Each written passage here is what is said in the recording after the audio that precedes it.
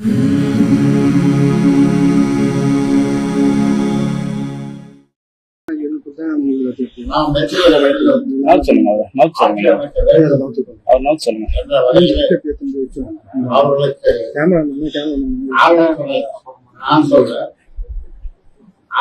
ஆலோசனையை நான் கேட்டு நாம் ஆள வேண்டும். நாம் ஆண்டால்தான் தமிழ்நாட்டு மக்கள் வளமோடு மகிழ்வோடு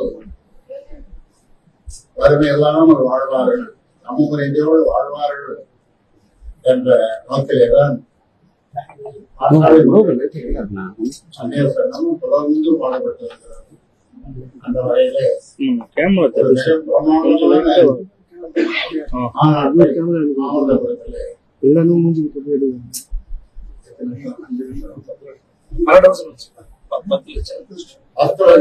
மக்களுக்குரிய மாநாட்டை நீங்கள் ஊடகங்கள் பார்த்திருப்பீர்கள்.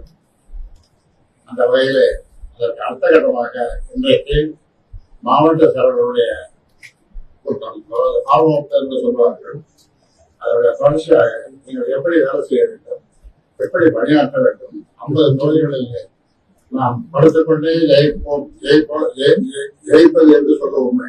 அது மாதிரி படுத்துக்கொண்டே ஜெயிக்கிறது எப்படி என்ற வித்தையை, எனக்கு தெரிந்த வித்தையை அவர்களுக்கும் தெரிய சொல்லிக் கொடுத்திருக்கிறேன்.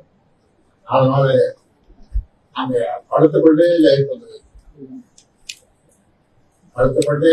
என்று சொன்னால் 50 தொகுதியிலே ஒரு மாதத்தில் தேர்வு வைத்தாலும் அதில் குறைந்து 40 தொகுதிகளை வெற்றி பெற வேண்டும் என்ற நோக்கோடு இவர்களுக்கு அறிவுரை சொல்ல, அவர்கள் சொல்லுகின்ற யோசனையை நான் கேட்க, இருவரும் 50 தொகுதிகளை வெற்றி பெறுவது எப்படி உழைப்பது என்பதை பற்றி யோசனைகளை பரிமாறிக்கொள்வதற்காக இந்த கூட்டத்தை கூட்டியிருக்கிறேன். மாற்றல் மக்கள் தலைவர் வந்து படுத்துக்கொண்டே ஜெயிப்பது குறித்து கட்சியோட மாவட்ட செயலர் தெரிவிச்சிருக்காரு. கிட்டத்தட்ட 50 தொகுதிகள்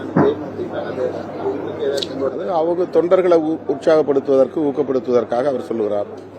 அது அவருடைய கட்சியின் வளர்ச்சிக்கானது, அந்த கட்சியின் அதிகாரத்திற்கானது. அது அவருடைய கருத்து.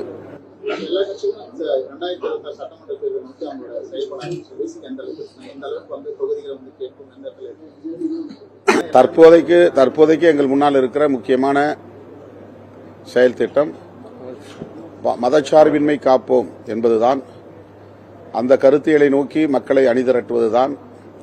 அதற்கான பேரணியை இன்னும் வலுவாக நடத்த வேண்டும் என்பதால் தான் 31ஆம் தேதி நடத்துவதாக இருந்த பேரணியை ஜூன் 14க்கு நாங்கள் தள்ளி வைத்திருக்கிறோம். அதை மாபெரும் பேரணியாக அகில இந்திய அளவில் அரசியல் அரங்கின் கவனத்தை ஈர்க்கக்கூடிய ஒரு பேரணியாக நாங்கள் நடத்த திட்டமிட்டிருக்கிறோம்.